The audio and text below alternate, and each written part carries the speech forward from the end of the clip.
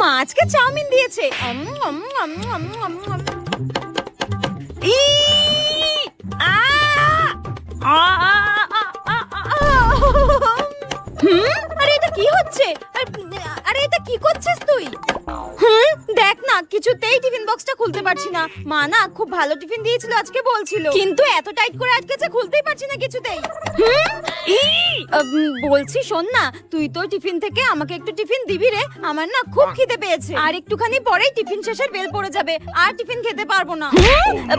না রে, আমাকে মা এমনিই অল্প করে চাউমিন দিয়েছে, তোকে দিলে আমি কি খাবো বল? আমার তো পেটই ভরবে না।